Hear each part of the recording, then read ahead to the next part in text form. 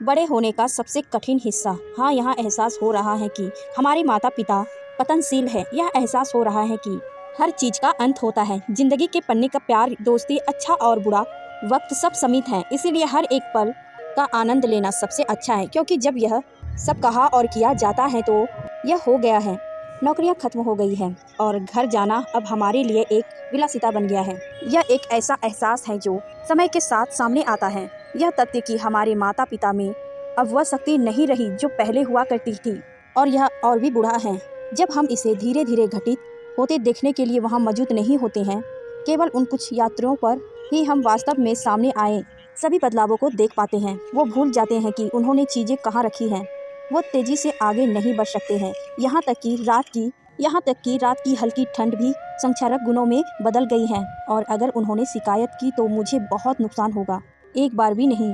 मेरे माता पिता अब बूढ़े और कमजोर दिखते हैं। जीवन भर मेरा अपना पिता के साथ एक जटिल अक्सर कठिन रिश्ता रहा है और मैं निश्चित रूप से उनके व्यवहार से क्रोधित और आलोचनात्मक रहा हूँ। लेकिन माता पिता को बूढ़ा होते देखना आसान नहीं है। किताबों की दुकान ब्राउज करें, वेब जांचें, आपको अपने बूढ़े माता पिता की सहायता कैसे करें, इसके बारे में व्यापक जानकारी मिलेगी। हालांकि जो मिलने की संभावना नहीं है वह उन अनसख्या भावनाओं के लिए मदद है जो अपनी माँ या पिता की उम्र बढ़ाने के साथ अनुभव करेंगे। भगवान मुझे माफ़ करे, लेकिन ऐसे लक्षण भी आए हैं जब मैंने उन्हें हल्के में लिया है, बहुत आत्मसंतुष्टि से, यह मानते हुए कि वह कहीं नहीं जा रहे हैं। हम सभी सोचते हैं कि हमारे पास दुनिया का सारा समय है ना, लेकिन मैं जानता हूँ कि मैं समय को पीछे नहीं लौटा सकता। मृत्यु हम सभी के लिए अभी रिहाई है। इसलिए मुझे आशा है कि इससे पहले देर हो जाए, वास्तव में देर हो जाए, हर किसी को यह एहसास हो जाएगा कि समय वास्तव में किसी का इंतजार नहीं करता है। इनके साथ रहना कोई व्यवहार्य विकल्प नहीं है।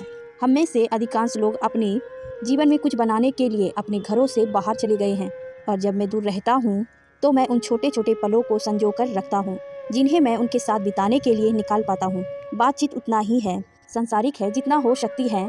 मेरी माँ मुझसे कहती थी कि मैं अपने बाल बर्बाद कर रहा हूँ, और मेरे पिता मुझसे पूछते थे कि क्या शहर में ठंड कम हो गई है।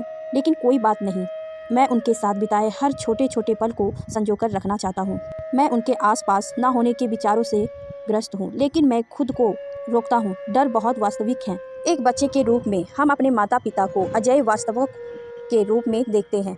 हम अपने पिताओं को बड़े मजबूत लोगों के रूप में देखते हैं जो कड़ी मेहनत करते हैं, हमारी रक्षा करते हैं और चीज़ों की देखभाल करते हैं। हम अपनी माताओं को अपनी देखभाल करने वाली के रूप में देखते हैं जो हमेशा यह अनुचित करने के लिए मौजूद रहती हैं कि हमारी ज़रूरतें पूरी हो और हमें हमेशा पता चले कि हमें प्यार किया जाता है। मैं आप सभी के बारे में नहीं जानता, लेकिन अपने पूरे जीवन में जब मैंने अपने माता पिता को देखा तो वो एक ही उम्र में जमे हुए लग रहे थे।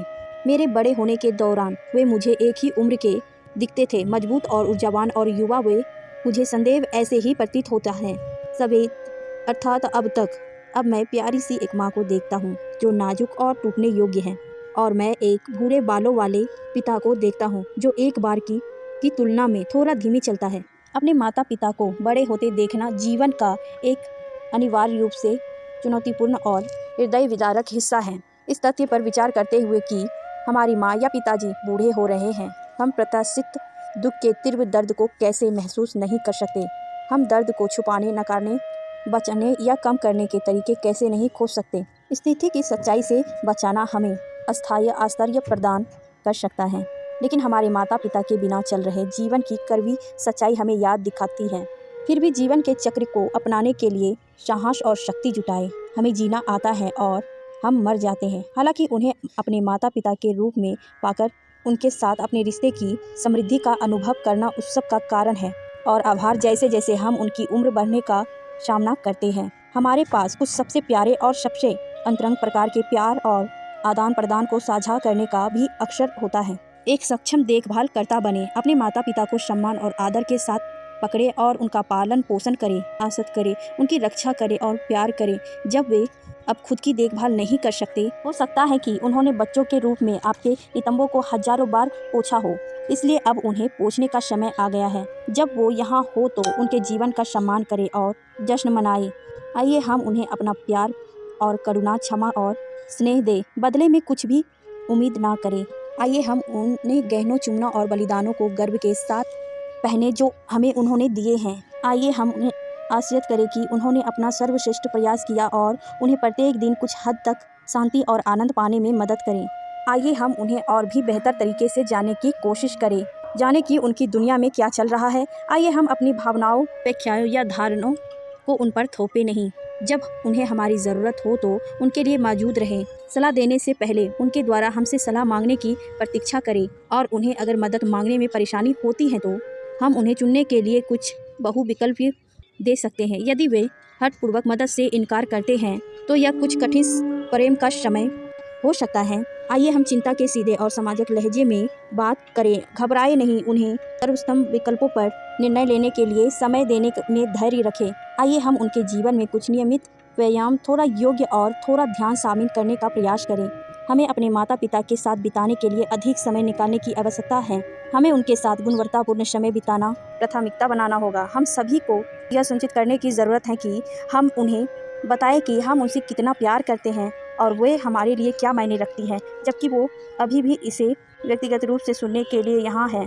उन्हें भी हमारी प्यार की ज़रूरत है, अन्यथा वो हमसे इतनी बार मिलने के लिए क्यों विनती कर रहे हैं और हमें हर दिन सिर्फ चेक इन करने के लिए क्यों बुला रहे हैं। वो सुनना और महसूस करना चाहते हैं कि हम उनसे प्यार करते हैं।